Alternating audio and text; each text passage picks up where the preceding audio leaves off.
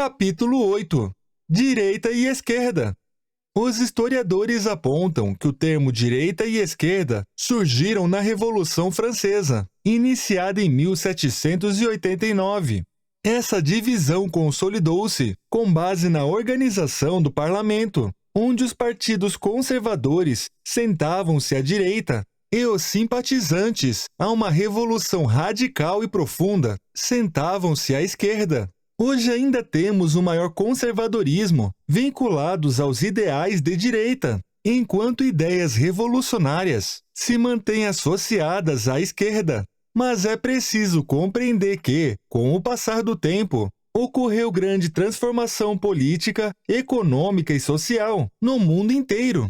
Durante a Revolução Francesa, o comunismo e o socialismo não existiam como ideias consolidadas perante a sociedade.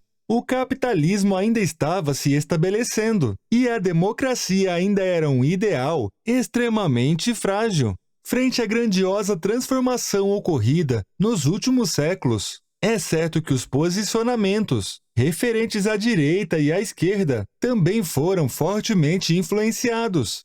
Nos tempos atuais, talvez a melhor forma de separar direita e esquerda seja: enquanto a esquerda prioriza a igualdade, a direita está voltada para a liberdade, ou, na concepção de alguns estudiosos, prioriza a eficiência.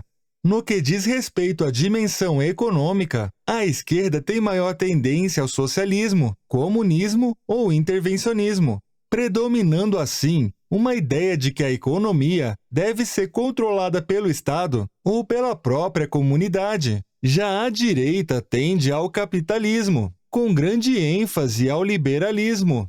No âmbito social, a esquerda é predominantemente favorável à defesa das minorias, como as militâncias em torno da causa LGBT, do movimento negro, do feminismo e de muitas outras causas. Já a direita continua se posicionando de forma conservadora, apoia ações voltadas ao combate à discriminação, mas defende uma menor interferência nas questões sociais, alegando que essas tentativas criam distorções e causam ainda mais divisões na sociedade, ao invés de diminuí-las. Esse conservadorismo também está fortemente atrelado às questões religiosas, de tal forma que certas causas defendidas pela esquerda são fortemente repudiadas pelos conservadores, como é o caso do aborto, liberação do comércio de drogas e questões correlacionadas à sexualidade. Apesar de existir uma sólida diferenciação reconhecida internacionalmente entre as terminologias direita e esquerda, não é possível negar que existam variações decorrentes da cultura, religião e situação econômica de cada nação. Por exemplo, nos tempos atuais, o Partido Democrata, que é associado à esquerda dos Estados Unidos, tem similaridades com os partidos de esquerda predominantes no Brasil, porém está distante de alguns ideais comunistas ou socialistas almejados por partidos brasileiros. As diferenças entre a esquerda dos Estados Unidos e a esquerda de outras nações também podem ser observadas a partir do seguinte fato: mesmo quando o partido de esquerda assume a presidência dos Estados Unidos, essa nação não deixa de ser acusada, inclusive por outros governos de esquerda, de ser um governo imperialista, que faz o possível para impedir o progresso mundial. No âmbito das concepções individuais, também existe um leque de variações possíveis. Por exemplo, um indivíduo declaradamente de direita pode desejar que seja instaurada uma ditadura militar que exerça um regime autoritário. Ou então, um indivíduo declaradamente de direita pode repudiar o socialismo, o comunismo, bem como qualquer ideia de ditadura, mas simpatizar com um certo grau de intervencionismo. Diante da complexidade envolvida na tentativa de definir esquerda e direita, é possível encontrar a formulação de diversos gráficos que tentam estabelecer parâmetros que auxiliem essa classificação. Um desses gráficos, denominado a bússola política, está representado no livro físico, mas vou tentar descrevê-lo. Na horizontal, temos a escala social. Da metade para baixo, representa o posicionamento libertário, e da metade para cima, representa o posicionamento autoritário.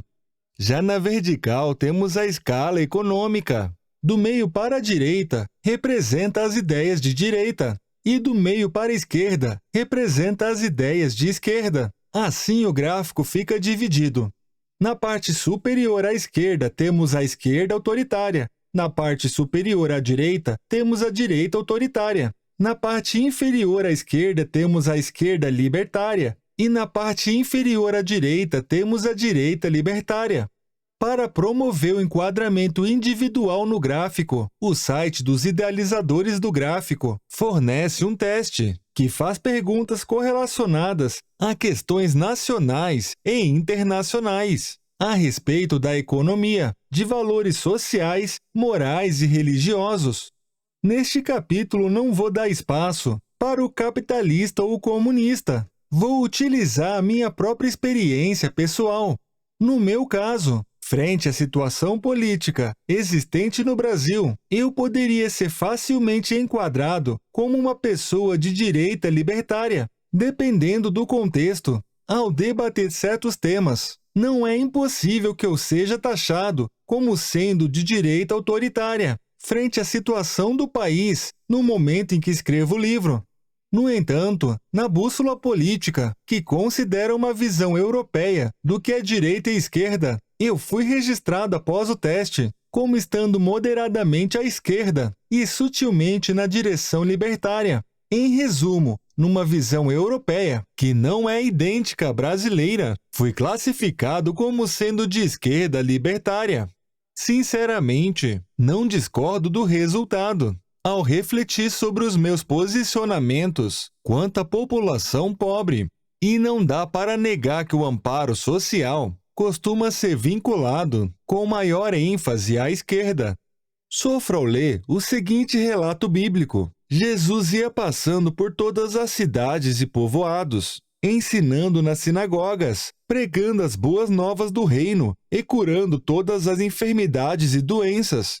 Ao ver as multidões, teve compaixão delas, porque estavam aflitas e desamparadas, como ovelhas sem pastor. Mateus 9, versículo 35 a 36. Não está escrito nessa passagem, mas esse povo constituía os pobres, que não recebiam nenhum tipo de auxílio. Posso ter esse pensamento, pois outras passagens bíblicas trazem essa evidência de forma bastante clara. Cristo descreve a sua própria trajetória da seguinte forma: os cegos veem, os mancos andam, os leprosos são purificados, os surdos ouvem, os mortos são ressuscitados, e as boas novas são pregadas aos pobres. Mateus 11, versículo 5.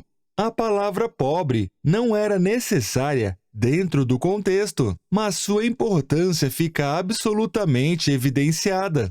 Apesar da minha angústia diante da pobreza, a complexidade do posicionamento político humano é tamanha ao ponto de eu costumar ser contra grande parte das ações com viés social promovidas pela esquerda brasileira.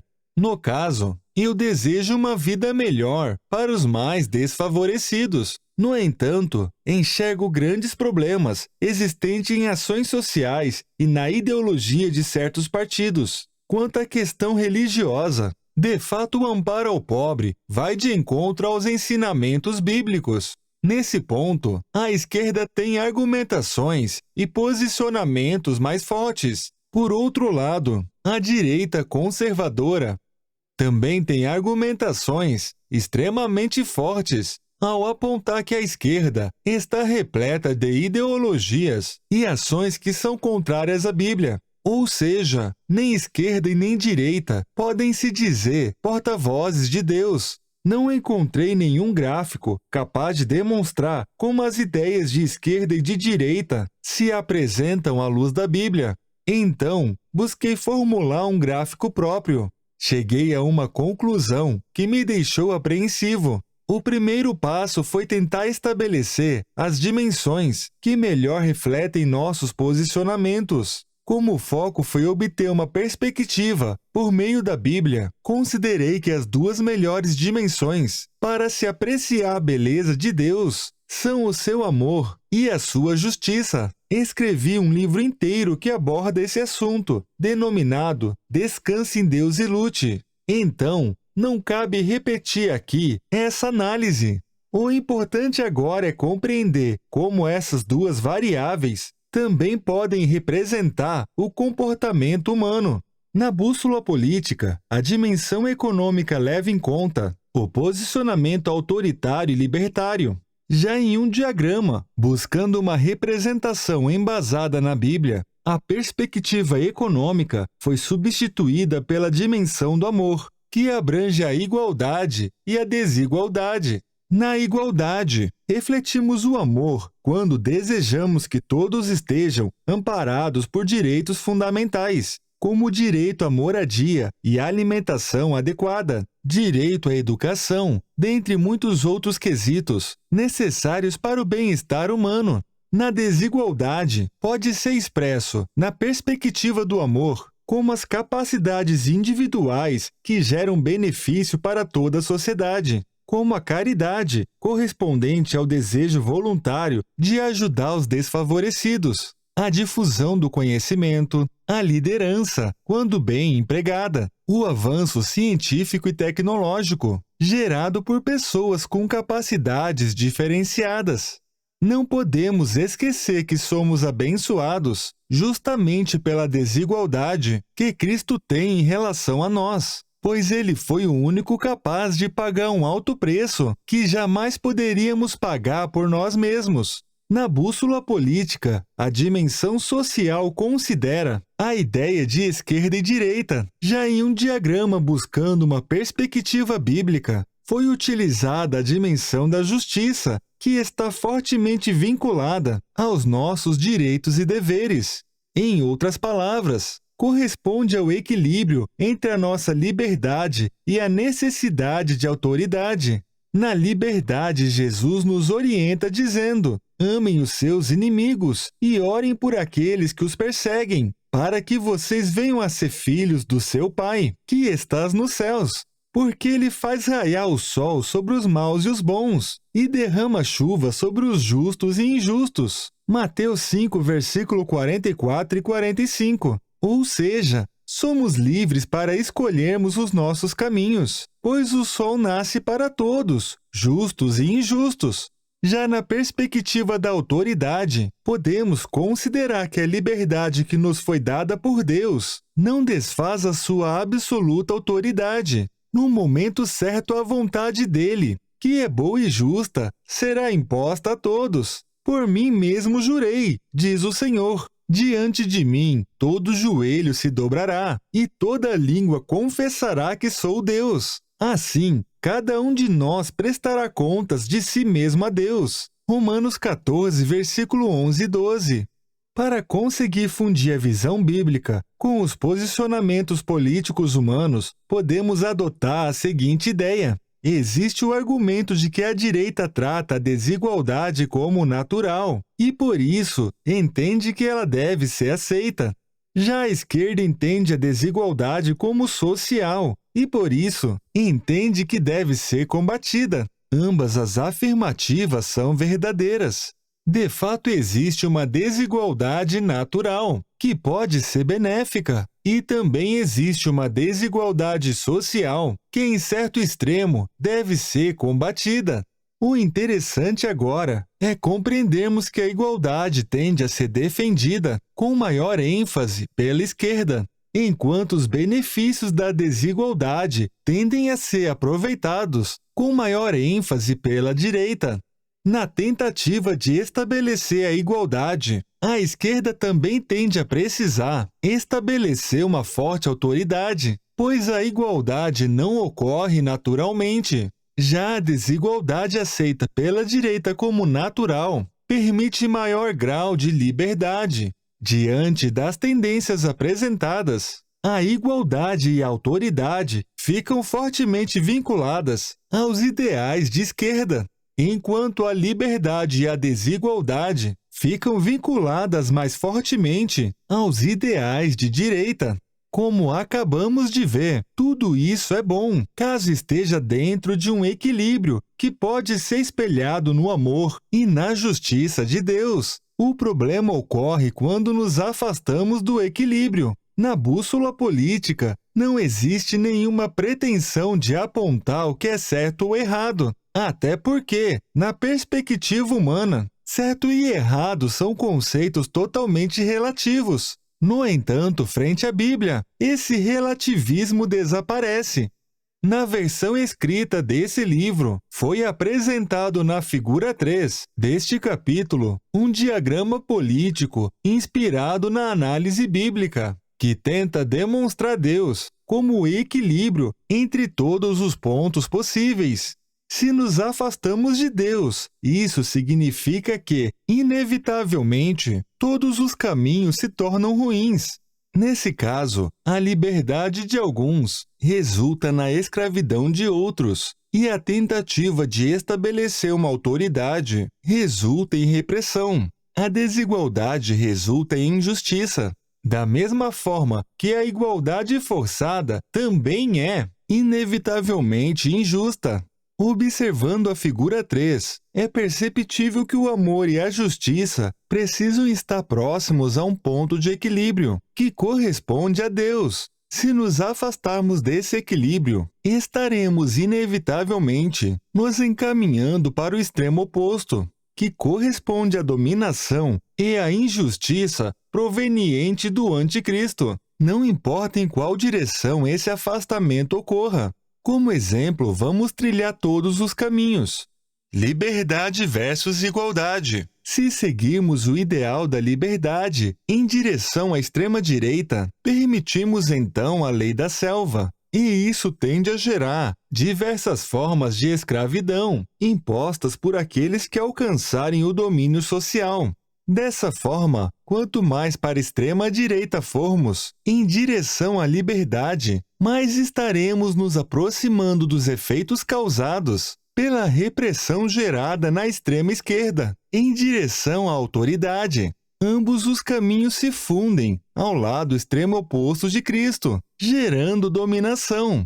Igualdade versus desigualdade. Se seguirmos em busca da igualdade pela extrema esquerda, inevitavelmente geraremos injustiças, a começar pelo fato de que estaremos quebrando o seguinte princípio, que se encaixa tanto em uma perspectiva espiritual como também carnal. Aquele que semeia pouco colherá pouco, e aquele que semeia com fartura também colherá fartamente. Segundo Coríntios 9, versículo 6. Se o que plantamos não puder nos pertencer, então seremos escravos. Por outro lado, a desigualdade extrema também é absolutamente injusta. Nesse caminho, a maioria da sociedade nem ao menos terá a oportunidade de escolher plantar muito ou pouco, pois estarão submetidos à escravidão. Ou seja, o resultado de ambos os caminhos é a injustiça e a dominação. Ambos os caminhos levam exatamente ao mesmo lugar. Não sabemos exatamente qual direção a humanidade seguirá. Igualdade, desigualdade, liberdade ou autoridade. Mas sabemos que a dominação do anticristo vai acontecer. Não importa o caminho tomado. Isso porque a humanidade é induzida ao egoísmo e à falsa misericórdia de inúmeras formas. O oposto do amor não é simplesmente o ódio. O oposto do amor é o egoísmo, sendo o ódio apenas mais uma das características que predominam no egoísmo. O pior é que existe egoísmo de sobra, seja por aqueles que querem colher onde não plantam, ou por meio daqueles que plantam o mal propositalmente, simplesmente porque sabem colher benefícios próprios. O egoísmo tende a ser sempre injusto e sempre tende ao desequilíbrio. Cristo foi absolutamente claro ao nos ensinar: entrem pela porta estreita, pois larga é a porta, e amplo o caminho que leva à perdição, e são muitos os que entram por ela. Como é estreita a porta, e é apertado o caminho que leva à vida, são poucos os que a encontram. Mateus 7, versículo 13 e 14. De forma pessoal, concluo que não sou de direita ou de esquerda. Sou cristão e estou absolutamente disposto a viver e a morrer para isso. Escrevo dessa forma para que ninguém se engane. O cristianismo é extremista sim, mas seu extremo não corresponde a ideias deste mundo. Trata-se de um extremo que em nada pode ser confundido com o que classificamos como extrema direita, extrema esquerda ou qualquer outro extremismo humano. Explicarei sobre isso nos próximos capítulos. Na perspectiva humana, existem partidos que se dizem de centro. Esse centro dos políticos também não tem nenhuma correlação com o equilíbrio promovido por Deus. Infelizmente, uma grande parte daqueles que se dizem de centro correspondem a pessoas que não possuem nenhum ideal, além do benefício próprio, ou a pessoas que escondem seus verdadeiros objetivos. Escrevo isso porque devemos estar alertas à falsa sensação de equilíbrio existente no chamado centro da política. De qualquer forma, é inevitável nos posicionarmos frente à política.